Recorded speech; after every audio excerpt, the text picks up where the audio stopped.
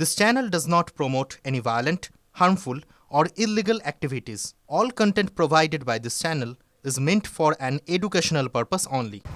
Press কর্নারে আরও একবার আপনাকে স্বাগত। আচ্ছা, একটা কথা বলুন তো, দুষ্কৃতীরা গতকাল রাতকেই কেন আরজি করকে টার্গেট করার জন্য বেছে নিল? বিশেষ করে তখন যখন সিবিআই এর বিশেষ তদন্তকারী দল তারা মাত্র কয়েক ঘন্টা আগেই সেই আরজি করের হাসপাতাল থেকেই তথ্য প্রমাণ সংগ্রহ করেছে প্রায় 4 থেকে 6 ঘন্টা ধরে।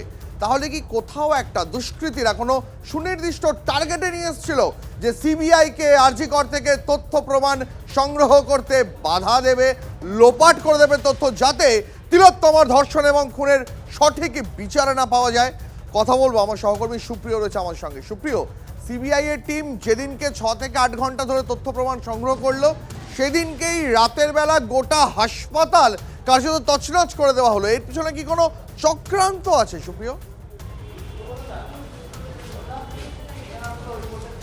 দেখো, এই প্রশ্ন একদিকে যেমন উঠতে শুরু করেছে, তার পাশাপাশি গতকাল রাতের এই তাণ্ডব ভাঙচুর চালানোর ঘটনাকে সামনে রেখে কলকাতা পুলিশ তদন্ত শুরু করেছে, 9 জনকে গ্রেপ্তার করেছে। বাকিদের খোঁজে ইতিমধ্যে অনেককে আইডেন্টিফাই করা হয়েছে, তাদের ছবি সামনে রেখে কিন্তু তাদের খোঁজে তল্লাশি চালানো হচ্ছে।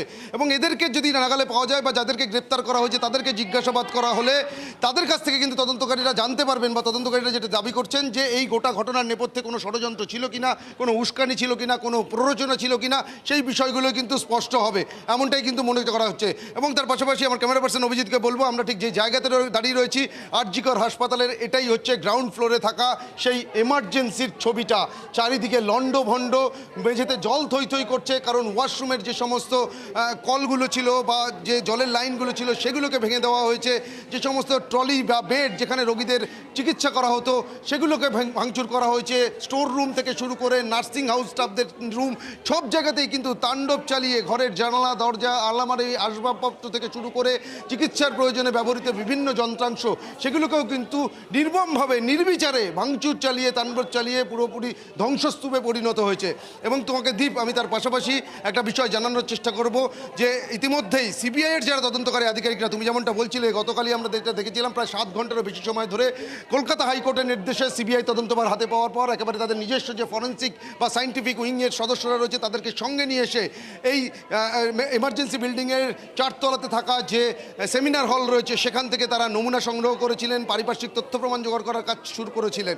এবং তারপরেই কিন্তু রাতে এই হামলা বা তাণ্ডবের ঘটনা, ভাঙচুর চালানোর ঘটনা, এবং বিভিন্ন সংবাদ মাধ্যম থেকে শুরু করে সোশ্যাল মিডিয়াতে সেই তথ্য দেখার পরেই কিন্তু সিবিআইয়ের যারা আধিকারিকরা রয়েছেন তারা কিন্তু রীতিমতো উদ্বিগ্ন। এবং সেই উদ্বেগের জায়গা থেকেই, যেটা এখনও পর্যন্ত আমরা সূত্র মারফত জানতে পারছি, সিবিআইয়ের আধিকারিকরা তারা কলকাতা পুলিশের উচ্চপদস্থ যারা আধিকারিকরা রয়েছেন তাদের সঙ্গে যোগাযোগ করেন। তাদের উদ্বেগের যে জায়গাটা ছিল, কারণ এই এমার্জেন্সি বিল্ডিংয়ের 4 তলাতে যে সেমিনার হল রয়েছে, গতকালই কিন্তু কলকাতা পুলিশের থেকে অফিসিয়ালি সেই প্লেস অফ অকারেন্স, অর্থাৎ যেখানে ওই চিকিৎসক ছাত্রীর নির্যাতন বা খুনের ঘটনা, তাকে ধর্ষণের ঘটনা ঘটেছিল, সেই ঘটনাস্থল তারা কলকাতা পুলিশের কাছ থেকে হ্যান্ড ওভার নিয়েছেন। সেই প্লেস অফ অকারেন্স অর্থাৎ ঘটনাস্থল বা এই খবরের দিকে যেমন আমরা নজর রাখছি, এর পাশাপাশি আরো একটা অত্যন্ত গুরুত্বপূর্ণ খবর, যে খবরের দিকে আমাদের নজর রাখতেই হচ্ছে।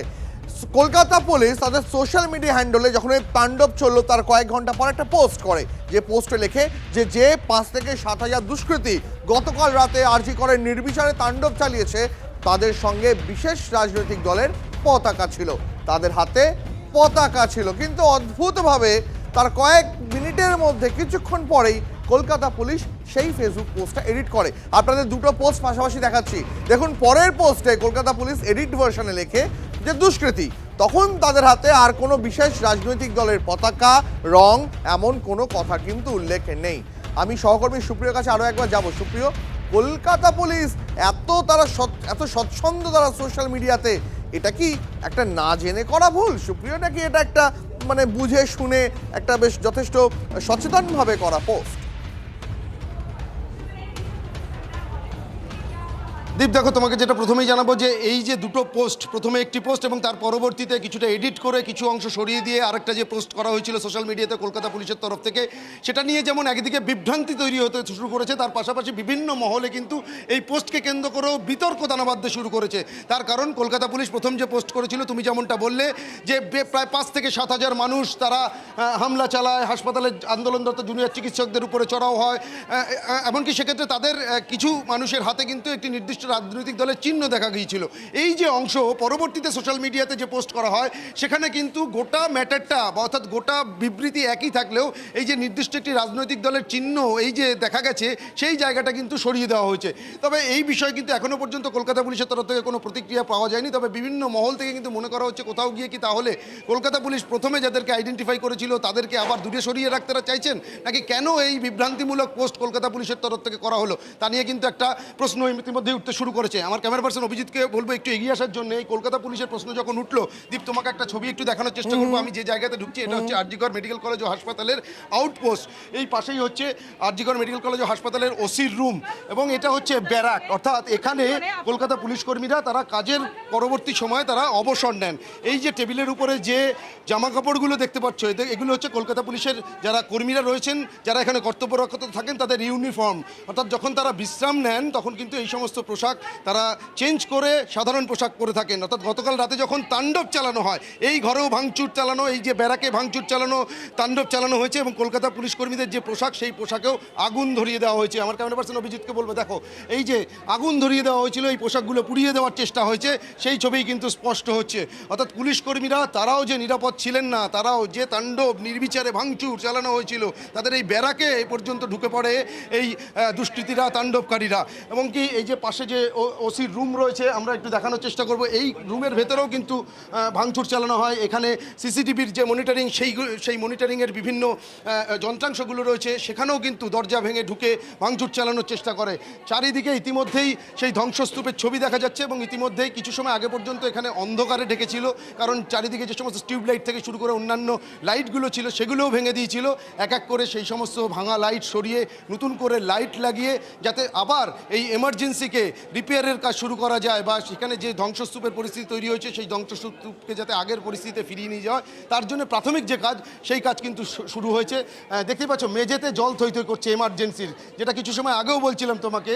পাশেই যে ওয়াশরুম রয়েছে সেই ওয়াশরুমের ভেতরে যে পাইপলাইন রয়েছে জলের, সেই পাইপলাইনগুলোকে পর্যন্ত নির্বিচারে ভেঙে দেওয়া হয়েছে, যার দরুন এই এমার্জেন্সির ভেতরের যে ফ্লোর বা মেঝে সেখানে চারিদিকে জল থই থই করছে।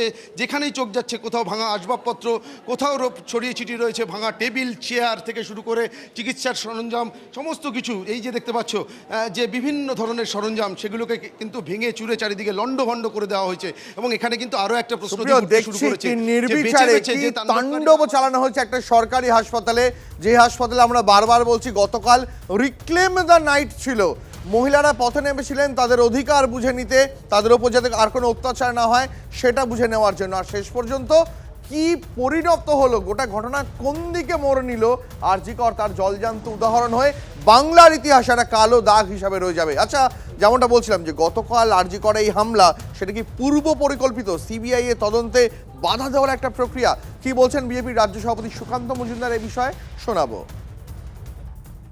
একদম চাপে পড়ে হয়েছে এবং কলকাতা পুলিশের যদি দম থাকে, যদি ক্ষমতা থাকে, তাহলে বলুক কোন রাজনৈতিক দলের ধ্বজাধারী তারা, সামনে আসা উচিত, গ্রেপ্তার হওয়া উচিত এতে।